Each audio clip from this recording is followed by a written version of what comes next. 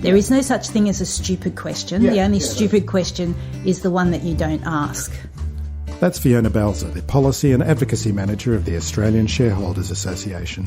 I've recently joined the association to help me learn more about the share market. The ASA is an independent, not-for-profit association for individual investors.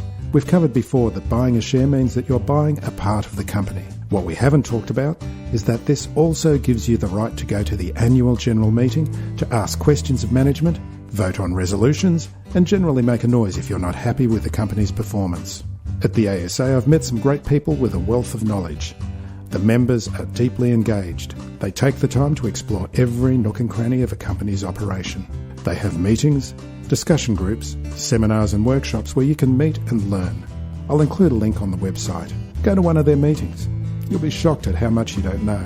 They also vote on $4 billion worth of proxies each year to influence the decisions of boards and company directors. We're going to be covering what a proxy is and what it means when you're voting in an annual general meeting. So it's with great pleasure that I chat with Fiona about shares, financial planning, the importance of the annual general meeting, and the Australian Shareholders Association.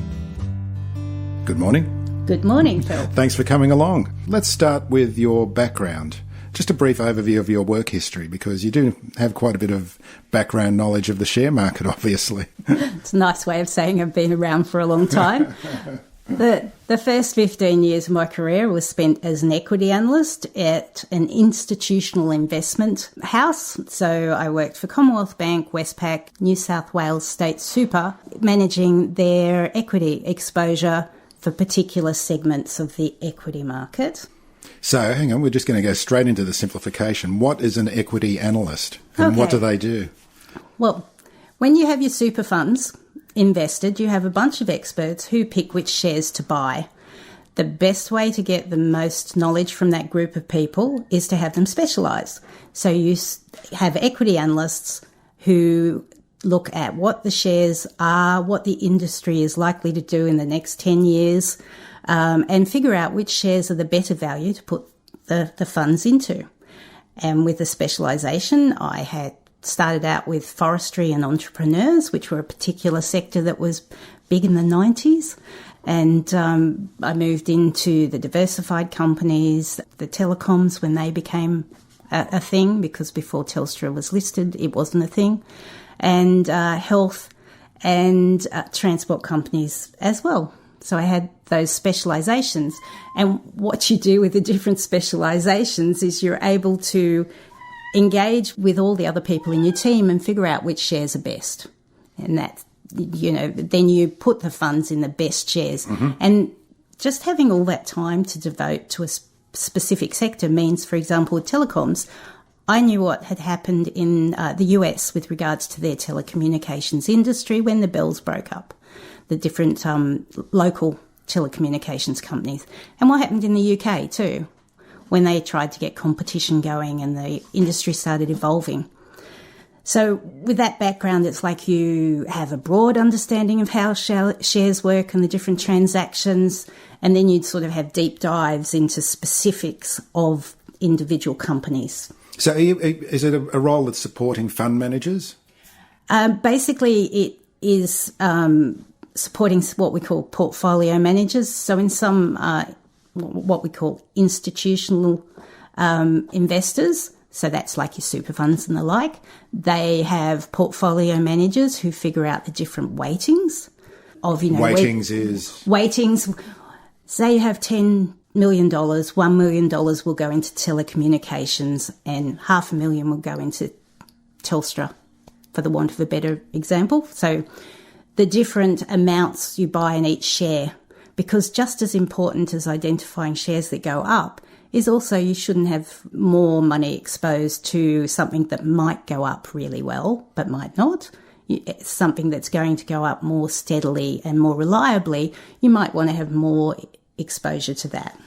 So they figure out the weightings, and in most houses, probably half and half, your equity analyst may determine the weightings and you basically fight amongst yourself. So if I want to buy something, and I don't have anything I think I should sell, make somebody else give up something by convincing them that it's less advantageous for the beneficial holders, than buying my mostly like stock.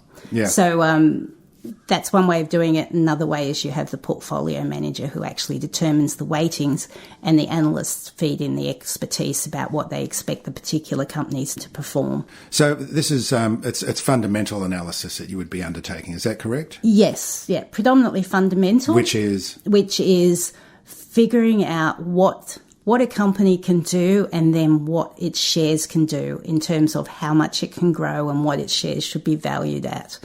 Unfortunately, you also have to figure out what price you think a share is worth, and then you also have the market, which may disagree with you, and you would only buy it if the price is within your expected range.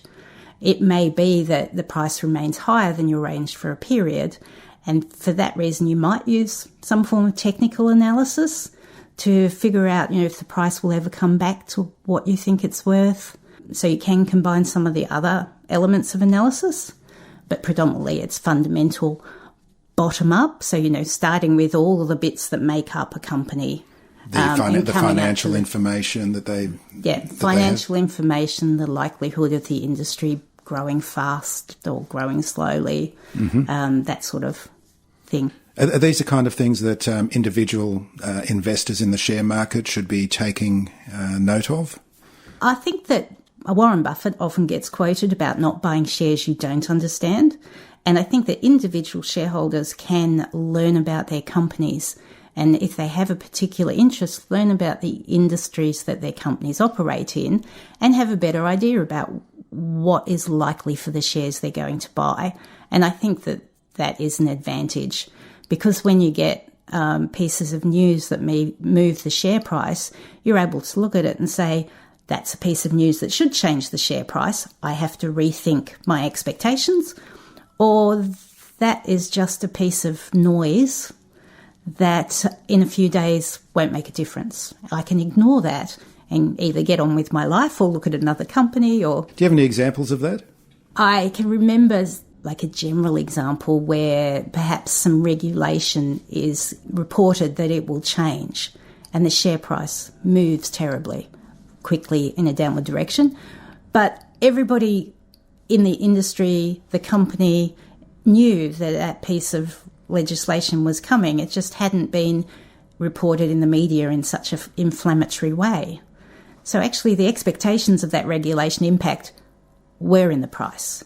That sort of thing happens. And if you'd read what the company reported for the last 2 or 3 years, you'd be saying, okay, they've said that this will have this impact.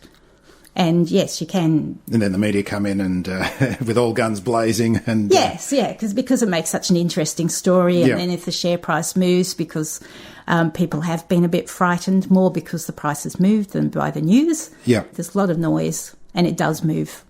The company moves beyond it, and the share price goes to its former trajectory. Yeah, but that sort of thing happens all the time. I don't know how people manage their shares without having a bit of awareness of what the company's saying. In our conversation when we first met, you mentioned 4 buckets of investing. What are those 4 buckets?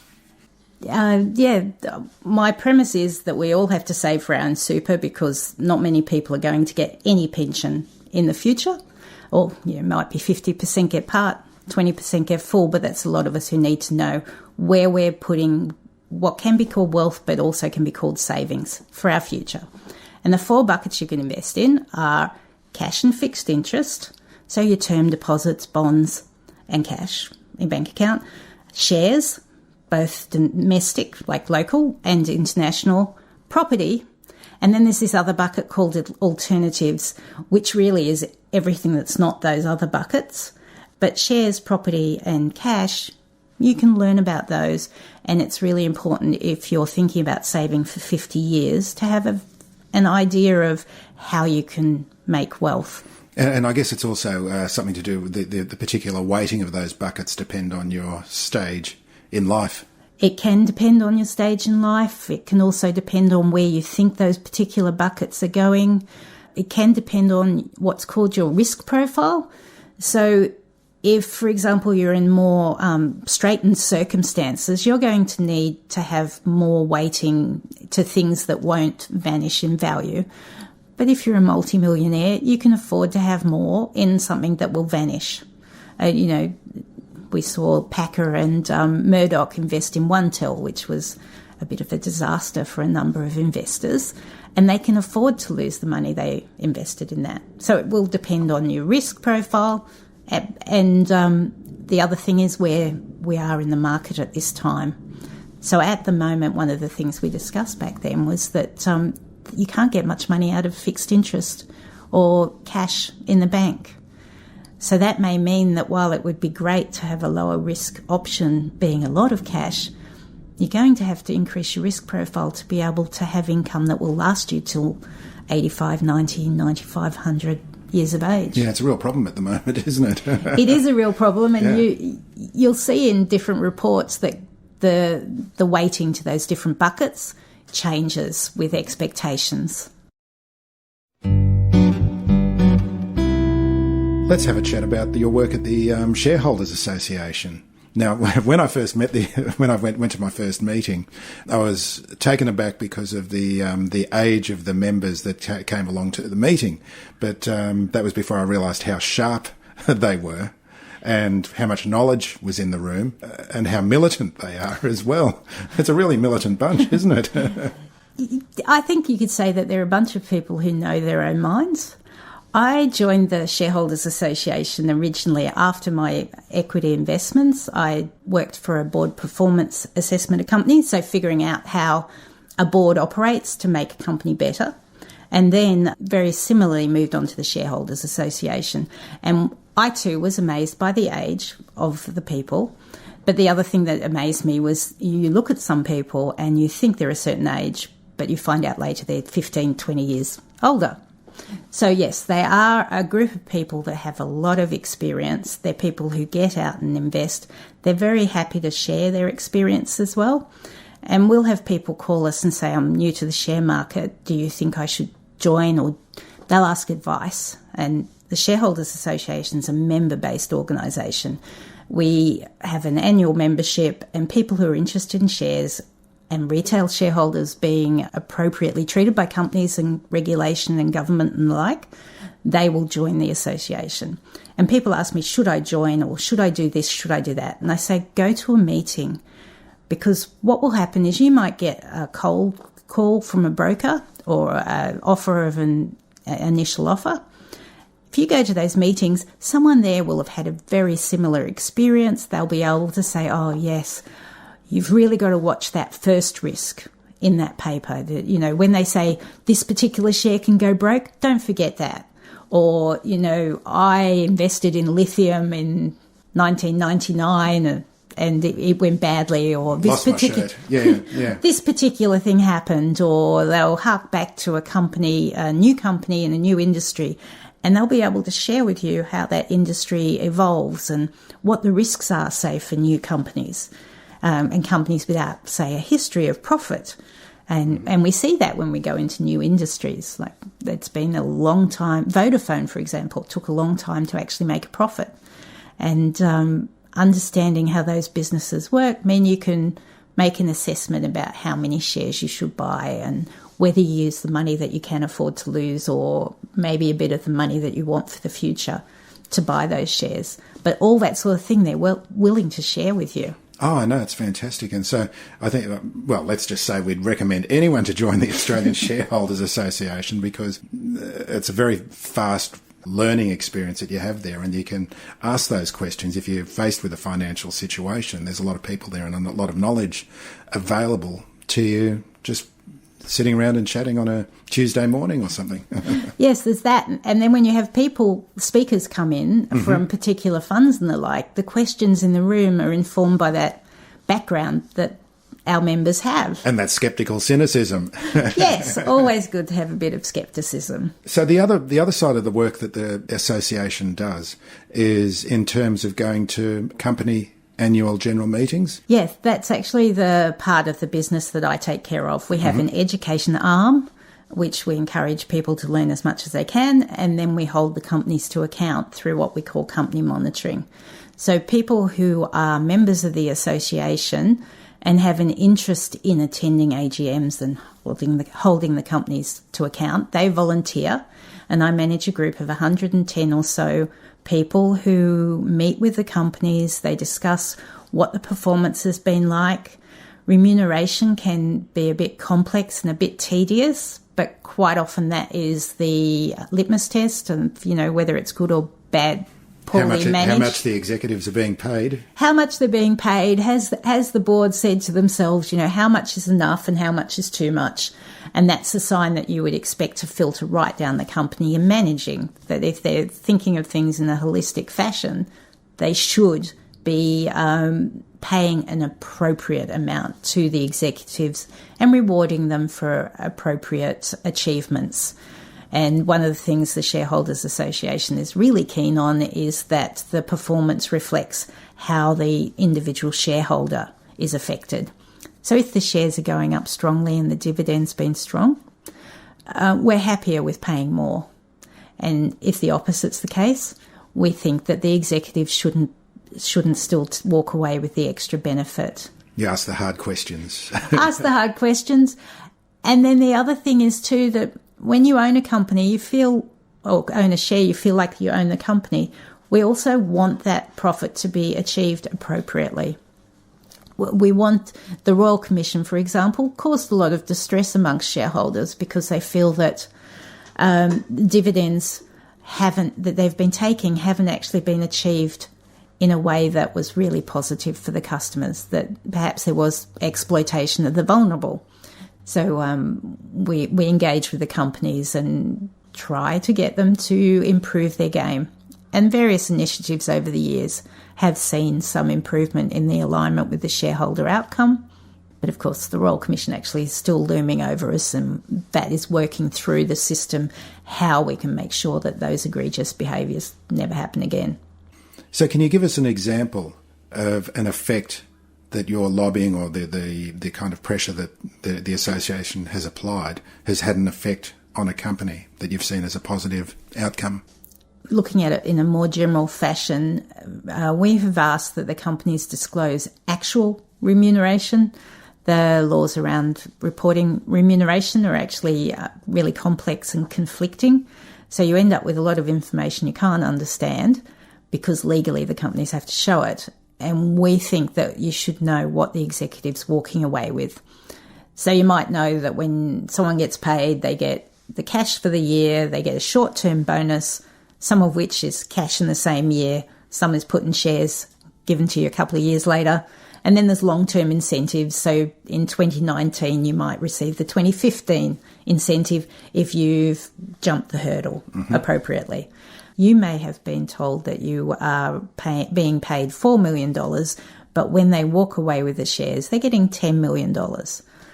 And there's, an element of how much is too much. And if somebody is walking away with this huge amount of money, that's money that is not going to the shareholders or the company, because the company could reinvest that money. Does that actually have an impact on how the other people in the company respect and treat the CEO? Yeah. And ultimately, I guess, is it a benefit to the shareholders? Is it a benefit to the shareholders? Is it a benefit to everybody who interacts with that company? Okay, so this is something that we haven't covered on this podcast before, is the AGM. Yep. And I think maybe it's worthwhile looking at an AGM. What's the importance of an annual general meeting? Retail shareholders feel that the annual general meeting is the only time where we can hold directors to account. At other times, they appear on the media, in closed rooms and the like, and it's really difficult to let them know that you're disappointed either by how the company is communicating with you or performing or hurting vulnerable customers with the Royal Commission. Whereas at the AGM, both the chair and the rest of the board have to get up on the stage and tend to mingle afterwards, so you can actually have those discussions with them and say how disappointed, for example, you've been with what was transpiring at the Royal Commission, or that the company 2 years ago had said that this particular investment would do all sorts of wonderful things, and you're feeling misled because none of this has transpired. You feel like the risks weren't adequately highlighted at the time, that this could be a 30% up, 10% down type of scenario. So that's the only time retail shareholders can talk with those executives. And hold them to account. Whereas your institutional investor, who may own between 2% of the company or 10 or 15, they can get an interview with those people. Just go in and talk. And retail shareholders feel excluded. So the AGM is really a retail shareholder forum. So describe an AGM. What is an AGM? Is it something that's required by law? Yes, all companies are required to hold company meetings, and the shareholders are required to get a notice 28 days before, laying out what resolutions will be voted on. And people might be familiar with special meetings where you might agree to sell the company to someone else. That's one type of resolution. But the regular meetings, you get to elect the directors to their role. And then you also get to agree issues of capital to the executives. And in Australia, we have this remuneration report vote, where if you have more than 25% of the people voting against it, the following year, if you have the same result, you can actually do what's called spilling the board. So you have to also have a resolution that says you can vote all the directors out. It's not common that the directors are all voted out, because if you think about it, somebody has to be responsible for the company. So there is an issue that you can't just sack everyone and let somebody figure out what happens afterwards. So that's not often used, but it's there, and it's a bit of a big stick and doesn't always reflect just what people feel about remuneration, because 25% is much lower hurdle. If you're really unhappy with the company, a lot of people will vote against that remuneration report. Mm-hmm. And if a director gets 50% of people voting against their election, they basically don't get the job. So it's quite powerful in that regard. And the meeting tends to be procedural in terms of those resolutions all have to be validly voted. You might lodge a proxy for those meetings, which means you let somebody else go and determine what your vote is, or you might do what's called direct voting. But that's a way of getting your thoughts on the company taken into account. And we think that everyone who owns individual shares should actually make the effort to look at those notices and vote. Okay, that's interesting, because we have covered on the podcast about how when you're a shareholder, you're a part owner of the company. But we haven't covered this, that you can actually have a material difference according to the voting that can take place at an annual general meeting.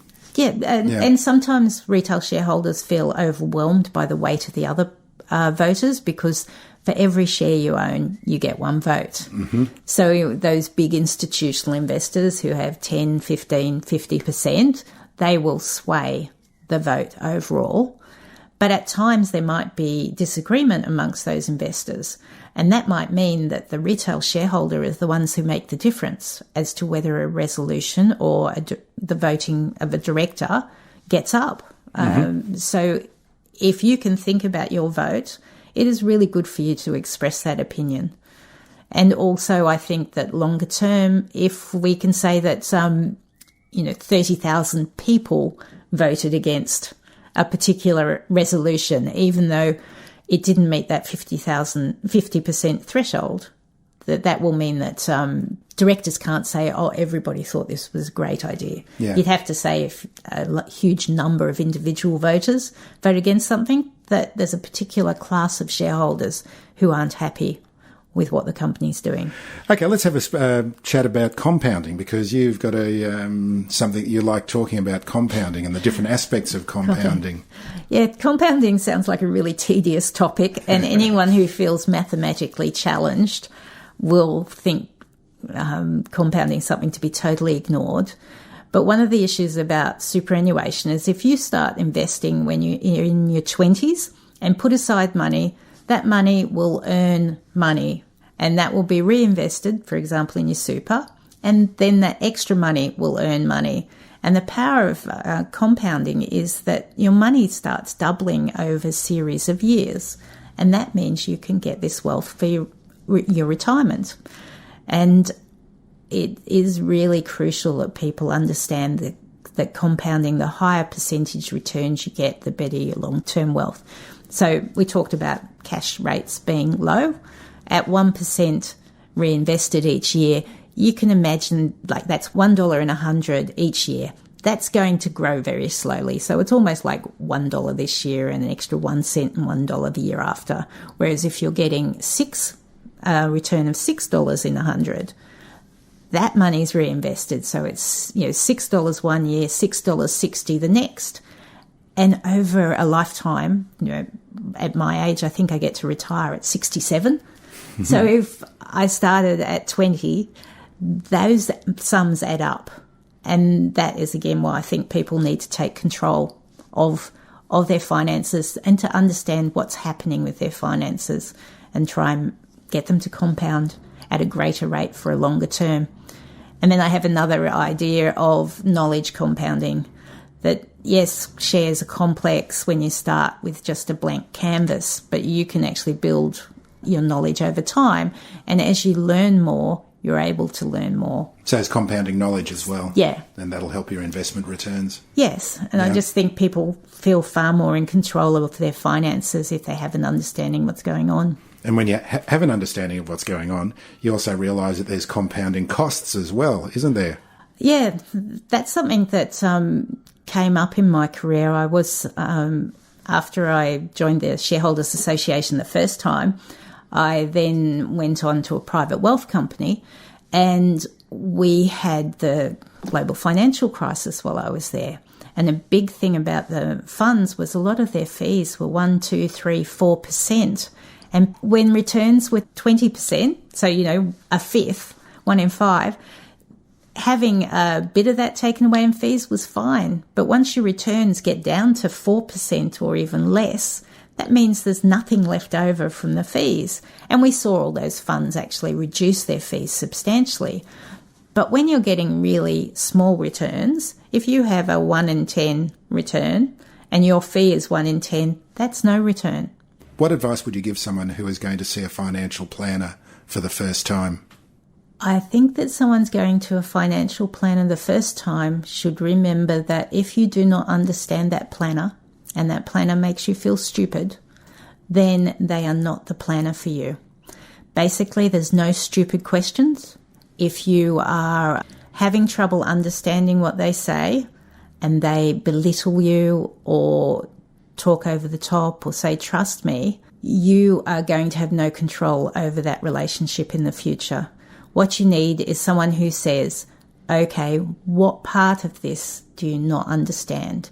Because we all come from different backgrounds, and it can be we use one word in one context in our working life and the word is different in a financial sense.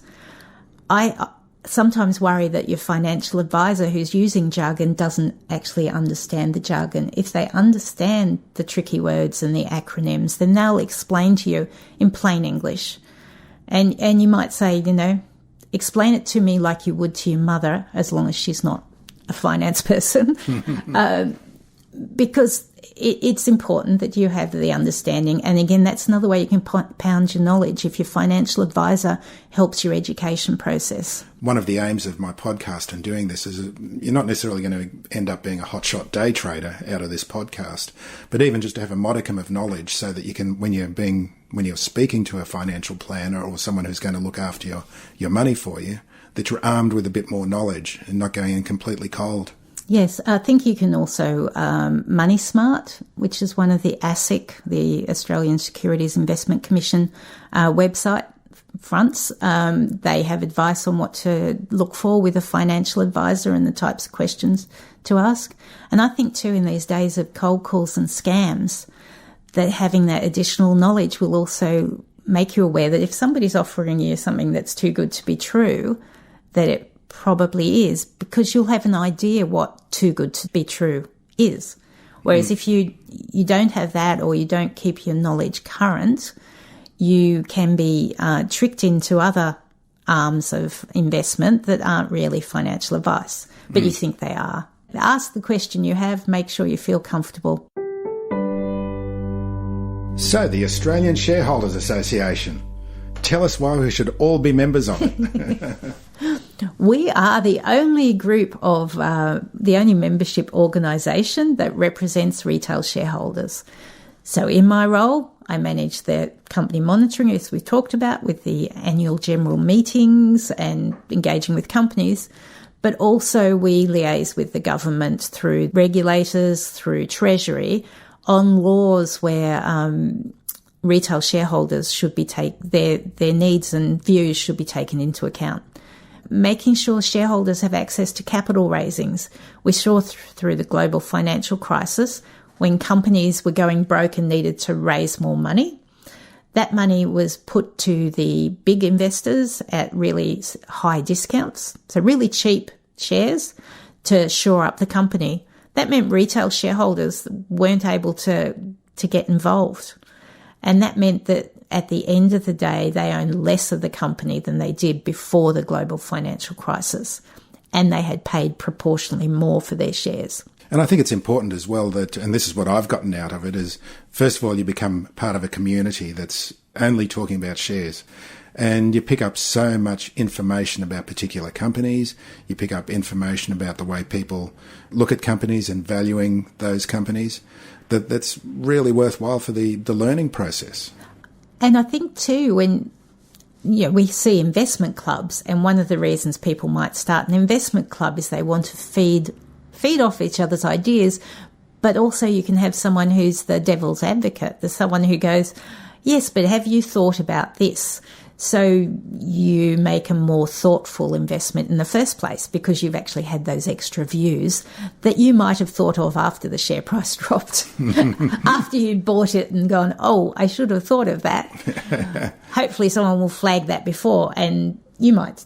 It's fine if shares drop and you're prepared to wear that loss. It's just a bit scary if you hadn't even thought of that potential. So, get more ideas. Get more information, and you can talk to people in these meetings and ask specific questions. Absolutely. And while people can't give advice, just that life experience, we do find that many people these days rely on their friends and family for advice, and having a bit broader pool of experience to draw from can be really helpful. Yeah, don't listen to your friends and family on investment advice. That's the worst thing you can do. Fiona, thank you very much. It's been a real pleasure having you on the podcast. Thanks, Phil. It's been a great experience. Shares for Beginners is for information and educational purposes only. It isn't financial advice, and you shouldn't buy or sell any shares based on what you've heard here. Any opinion or commentary is the view of the speaker only, not Shares for Beginners. This podcast doesn't replace professional advice regarding your personal financial needs, circumstances, or current situation. And I'd also like to say a big thank you to Christopher Soulos of Garlic Breath Studios for all the fantastic help with the music production.